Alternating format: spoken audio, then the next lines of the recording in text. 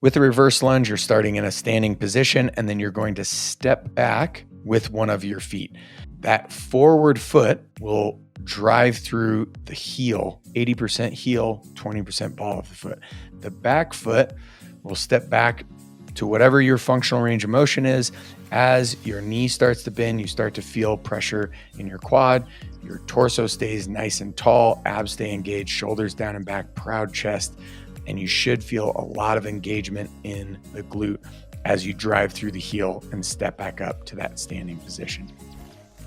With the lateral lunge, your feet are going to basically mirror each other in terms of their position, but you're going to step out to either the right or step out to the left. And whatever foot you step with, that's the foot that you're going to put 80% of the pressure of your body on. And then in that foot, you're going to put 80% of the pressure through the heel. This is going to keep your load in the back, so you're actually engaging much more glute. You will feel a little bit of quad engagement, but you'll have a lot more glute engagement. Keep your chest proud. Keep your spine nice and in good alignment so you don't feel any low back pressure. And then drop into that stepping foot as low as you possibly can in your functional range of motion. The key will be to step a little bit further away and drop the hips as low as possible as you progressively overload the lateral lunge. With the sit through, your hands are going to be planted on the ground, and this is going to actually incorporate much more need for mobility, as well as much more need for abdominal engagement, specifically your rotational abdomen muscles. So think internal, external oblique, the intercostals of your ribs. You're going to sit, but before you sit, you're kicking your foot through in front. That back foot should be rotating from the ball of the foot to the heel of the foot. So you have all of the pressure on the back heel of the foot, and then a lot of the pressure on the opposing hand, right? The contralateral hand. So if it's the left foot heel, it's the right hand, or vice versa. And then you're bringing it all the way back through. And then of course you do the same thing on the other side. With the push-up, you're going to want to make sure first and foremost that you have good vertical integrity. And what that means is I should be able to draw a straight line from your ankle, through your knee, through your hip, through your shoulder, and through your ear. And this is gonna keep your core nice and strong and nice and tight. And then also engage your shoulders down and back. With the shoulders down and back, your elbows are gonna come down at a 45-degree angle, and they're gonna hover over your hands. And then you're gonna press yourself all the way up into a locked out plank, and then all the way down to your functional range of motion. You're essentially doing what was broken down in the squat, but then you're forcefully coming up with as much speed as possible to bring your feet up off the ground into a jump.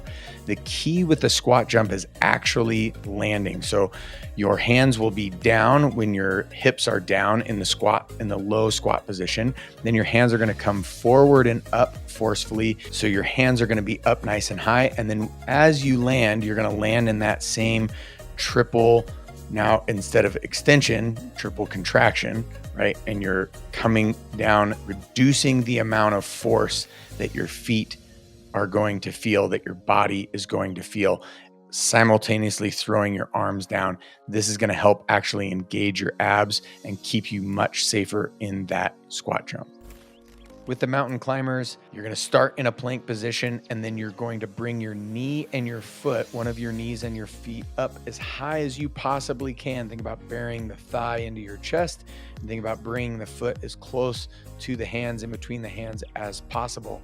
This is going to incorporate a ton of abdominal engagement, and it's going to incorporate it in a contralateral type pattern, or think of like a stepping pattern or a walking pattern or a sprinting pattern. Right, the same sort of engagement, only maximized because you're in the plank position. Then that foot is going to come back. Once that foot comes back, the next foot's going to come forward. You can also do it where both feet are actually jumping off the ground and changing position at the same exact time. That's obviously a little bit more challenging. It puts a lot more load into the hand and upper back and shoulders in the front, but it's going to incorporate a ton more core engagement. You're going to have one foot on the ground, and then the other foot is basically driving back. Think about driving that the heel that's coming off the ground in the wall behind you. As you do that, think about only bending at the hip, not bending at the low back. If you feel any low back pressure, you've either gone too far or you're bending at the lower back and not at the hip. You should feel that with the leg that's planted on the ground, you should feel hamstring engagement or back of the thigh engagement and glute engagement. You're starting with your hips as high as you can in a push-up like position, a modified push-up position, if you will, with your hips really high. So essentially you should have a straight line from your wrist through your elbow, through your shoulders, and through your hips. And then you're going to essentially dive down your head in between your hands, coming as close to the ground as you can, as long as it's a functional range of movement. And then you're going to scoop through until your head is now up and your hips are low towards the ground without actually touching the ground. And then you're going to reverse that movement all the way back. So coming down into that diver type position, and then you're going to drive your hips up as high as you can, going back to the start position. With the reverse plank, you're going to try to have your hands underneath your shoulders behind your back. So if you can, you're going to engage from your ankle all the way up through to your ear. So you should be able to draw a straight line, ankle, knee, hip, shoulder, and ear. And this is going to incorporate massive amounts of vertical core engagement.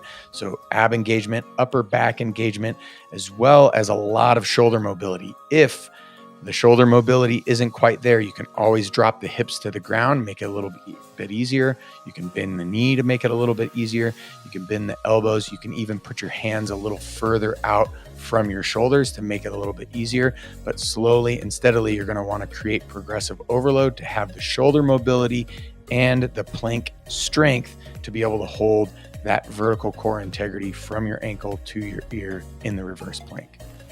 So with crawling, think about a baby's crawling, with the exception that your knees are going to be off the ground. Now, if the knee's off the ground and you're only walking or crawling on your hands and the balls of your feet, if that's a little too intense, if that's a little too hard, drop to the knees. Think about a baby's crawling.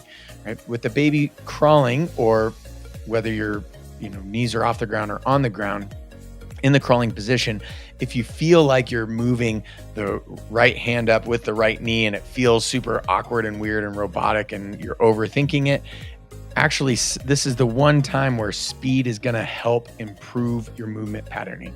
So increase the speed will get you to stop overthinking the movement and actually move contralaterally. And what that means is your right hand is going to move forward as your left foot moves forward, and then your left hand is going to move forward as your right foot moves forward.